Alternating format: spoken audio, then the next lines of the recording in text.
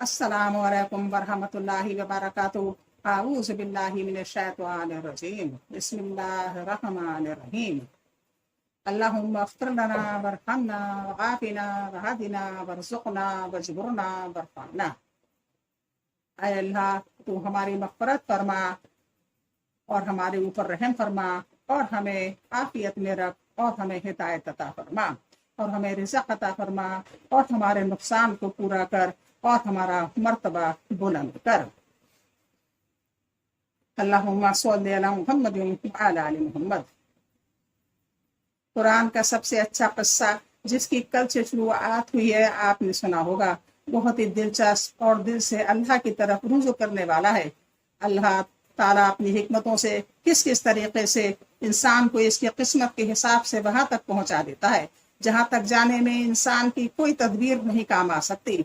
कल आपने सुना था कि हजरत यूसुफ अलैहिस्सलाम के भाई आप अलैहिस्सलाम को कुएं में फेंक कर वापस हजरत याकूब अलैहिस्सलाम के पास बहुत रोते बिलखते हुए बहाने बनाने की कोशिश करते हैं और हजरत याकूब ने कहा कि मैं सिर्फ अल्लाह से मदद तलब करूंगा और इन्हें अपने बेटों की किसी भी बात का यकीन नहीं आया। अब आगे बिस्मिल्लाहिर्रहमानिर्रहीम। यूसुफ अलैहिस्सलाम सरजमीन मिस्र में। यूसुफ अलैहिस्सलाम के भाई अपने झूठे गुमान में इनको मार कर घर लौट गए। इधर अल्लाह ताला ने यूसुफ अलैहिस्सलाम को बजरिए वही तसल्ली दी और इल्म और हिकमत अता करने का वादा फरमाया। इरशाद बारी ताला है। इस मुकाम पर अल्लाह ताला फरमा रहा है यूसुफ सूरह यूसुफ की 12 से 19 आयत तक। इस मुकाम पर अल्लाह ताला बयान फरमाता है कि जब यूसुफ अलैहिस्सलाम को कुएं में डाल दिया गया तो क्या हुआ। आप बैठे अल्लाह की मदद और रहमत का इंतजार फरमा रहे थे कि एक काफिला आ गया। अहले किताब कहते हैं काफिले वालों का सामान तिजारत, पिस्ता, सनोबर और बतमा पिस्ता से मिलता जुलता एक फल पर मुश्तमिल था। उन्होंने कुएं से पानी लाने के लिए एक आदमी भेजा। जब इसने कुएं में डोल लटकाया तो यूसुफ अलैहिस्सलाम इससे लटक गए। इस तरह बाहर निकल आए। जब इस आदमी ने आपको देखा तो बोला मेरे लिए खुशखबरी है कि ये एक लड़का है। यानी उन्होंने जाहिर किया कि इनके सामान तिजारत में ये गुलाम भी शामिल है और जो कुछ वो करते थे अल्लाह को सब मालूम था। यानी अल्लाह ताला को मालूम था कि आपके भाइयों ने क्या साजिश की है और वो बात भी मालूम थी जो काफिले वालों ने ये कहकर छुपाई थी कि यूसुफ इनके सामान तिजारत में शामिल हैं। इसके बावजूद अल्लाह ताला ने सूरत हाल को तब्दील ना किया क्योंकि इसमें अल्लाह की एक अजीम हिकमत पोशा थी जिसका फैसला तकदीर इलाही ने बहुत पहले कर दिया था। ये लड़का जो मिस्र में एक कैदी गुलाम की तरह दाखिल हो रहा था, इसके जरिए से अहले मिस्र पर रहमत नाजिल होने वाली थी। इसके हाथ में इनके तमाम मामला तो हुकूमत की बागडोर आई थी और इसके जरिए से इन लोगों को दुनिया और आखिरत के बेहद हिसाब फवाइद बरकत हासिल होने वाले थे। यूसुफ अलैहिस्सलाम अजीज मिस्र के घर में। जब यूसुफ अलैहिस्सलाम के भाइयों ने महसूस किया कि काफिले वाले आपको ले गए हैं तो वो इनसे जा मिले और बोले ये हमारा गुलाम है जो हमारे पास से भाग गया था। काफिले वालों ने इनसे आपको मामूली कीमत के औस खरीद लिया। अल्लाह ताला ने फरमाया और मिस्र में जिस शख्स ने उसको खरीदा उसने अपनी बीवी से कहा इसको इज्जत इकराम से रखो, बईद नहीं कि ये हमें फायदा दे या हम इसे बेटा बना लें।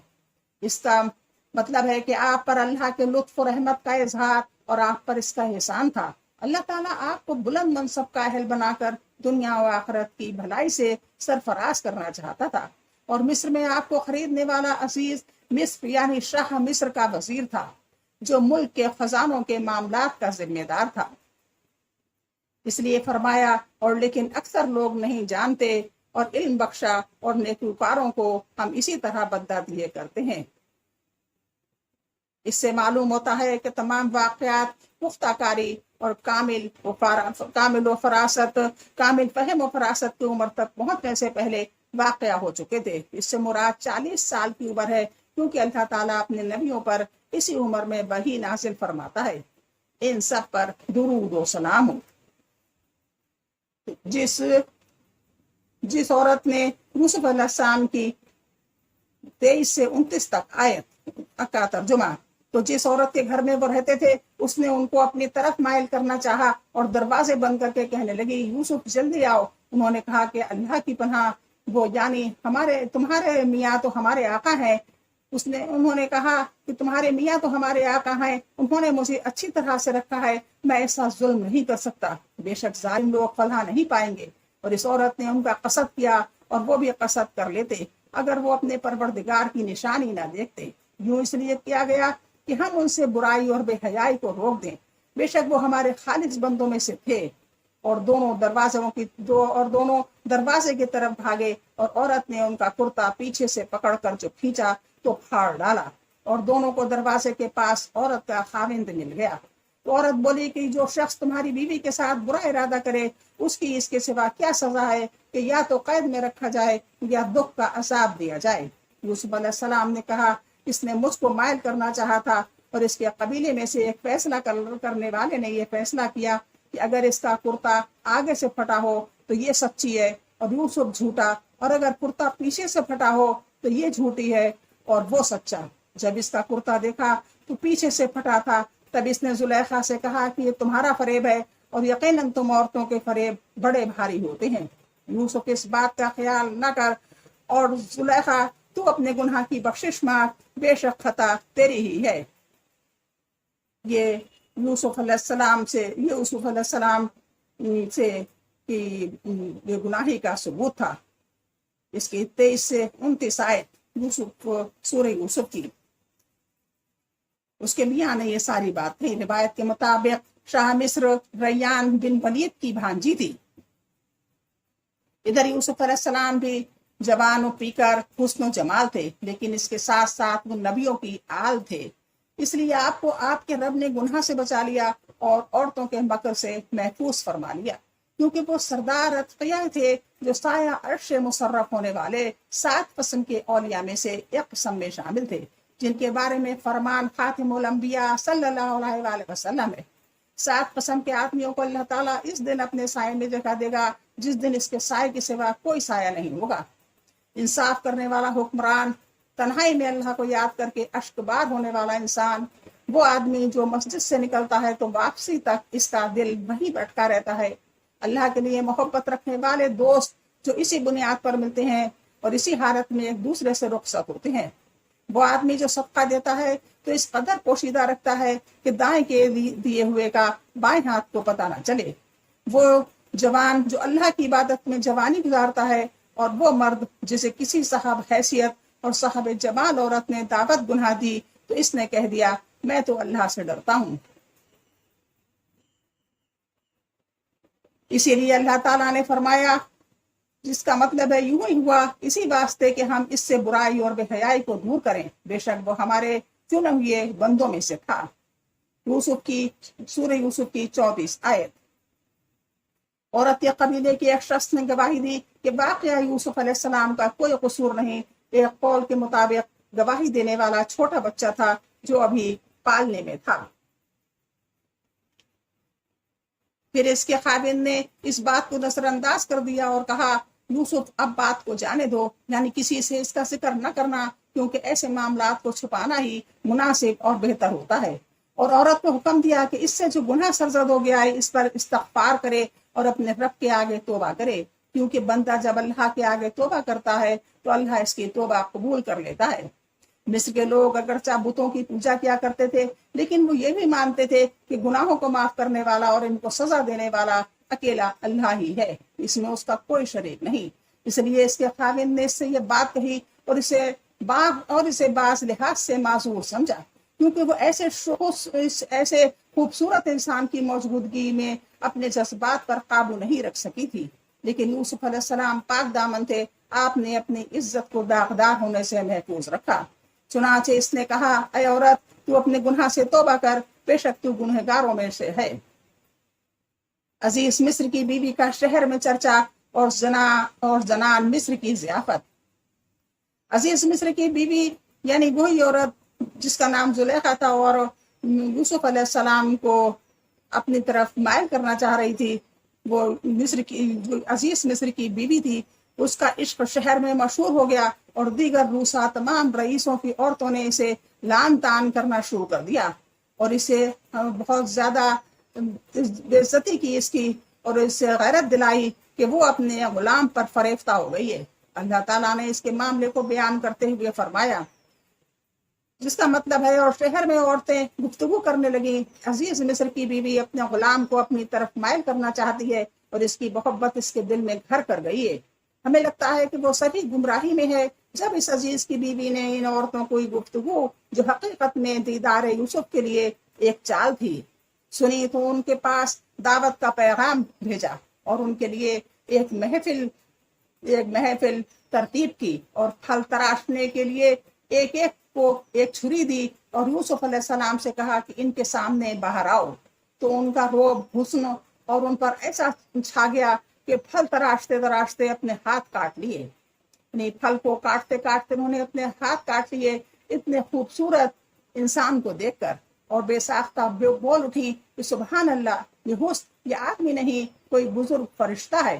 تب اس نے کہا کہ یہ وہی ہے جس کے بارے میں تم مجھے تانے دیتی تھی، اور بے شک میں نے اس کو اپنی طرف مائل کرنا چاہا مگر یہ بچا رہا، اور اگر یہ وہ کام نہ کرے گا جو میں کہتی ہوں تو قید کر دیا جائے گا اور ذلیل ہوگا۔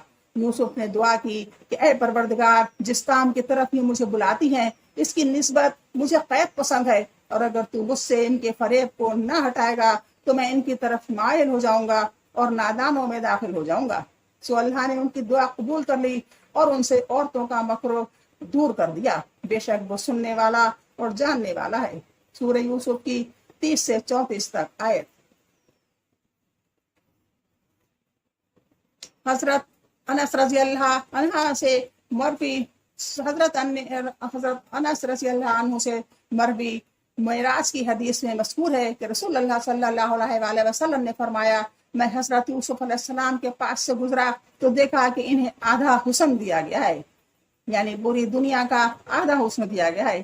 امام سہیلی رحمۃ اللہ علیہ اور دیگر علماء نے اس کا یہ مطلب بیان کیا ہے کہ حضرت یوسف علیہ السلام کو حضرت آدم علیہ السلام سے آدھا حسن دیا گیا تھا، کیونکہ حضرت آدم علیہ السلام کو اللہ تعالیٰ نے اپنے ہاتھوں سے مبارک ہاتھ سے پیدا فرمایا اور آپ میں اپنی خاص روح ڈالی، لہٰذا آپ انسانی حسن و جمال کا اعلیٰ ترین نمونہ تھے۔ اس لیے جنتی جب جنت میں داخل ہوں گے تو انہیں حضرت آدم علیہ السلام کا قد و قامت اور حسن حاصل ہوگا۔ حضرت یوسف علیہ السلام کا حسن حضرت آدم علیہ السلام سے آدھا تھا، اور ان دونوں ہستیوں کے درمیان ان دونوں سے زیادہ حسین کوئی انسان پیدا نہیں ہوا۔ اسی طرح حضرت حوا علیہ السلام کے بعد کوئی عورت ان سے اس قدر مشابہ نہیں تھی جس قدر حضرت ابراہیم علیہ السلام کی زوجہ محترمہ حضرت سارہ علیہ السلام ان سے مشابہ تھیں۔ اس وقت عزیز مصر کی بیوی نے کہا، یہی ہیں جن کے بارے میں تم مجھے تانے دے رہی تھی۔ پھر اس نے آپ کی کامل و اکمل پاک دامنی کی تعریف کرتے ہوئے کہا، میں نے ہر چند اس سے اپنا مطلب حاصل کرنا چاہا لیکن یہ بال بچا رہا، اور جو کچھ میں اس سے کہہ رہی ہوں اگر یہ نہ کرے گا تو یقیناً قید کر دیا جائے گا، اور بے شک یہ بہت ہی بے عزت ہوگا۔ ان سب عورتوں نے آپ کو اپنی مالکہ کی فرما برداری کرنے کی تلقین کی، اور انہوں نے کہا کہ ہم بھی آپ کا ساتھ دیں گے، لیکن آپ نے سختی سے انکار کر دیا کیونکہ آپ انبیاء کرام علیہ السلام کی آل میں سے تھے۔ یوسف علیہ السلام نے کسی کی کوئی بات نہ مانی۔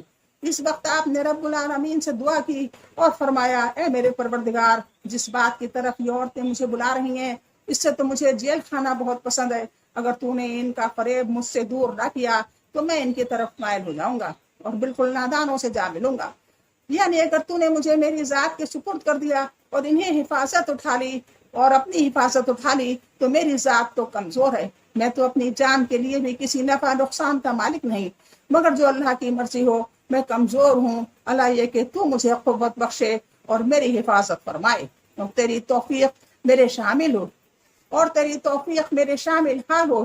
اسی لیے اللہ تعالیٰ نے فرمایا، اس کے رب نے اس کی دعا قبول کر لی اور ان عورتوں کے داؤں پیچ اس سے پھیر دیے، یقیناً وہ سننے والا جاننے والا ہے۔ اب بس اتنا ہی، انشاءاللہ کل پھر ملاقات ہوگی۔ اب اگلا پارٹ پڑھا جائے گا، آپ سنتی رہیے، آپ کو اچھا ہی لگے گا۔ ویسے آپ نے کئی بار قرآن میں ان کا قصہ پڑھا ہوگا سورہ یوسف میں، لیکن یہ میں اپنی طریقے سے پڑھ رہی ہوں، اپنی کتاب سے پڑھ رہی ہوں۔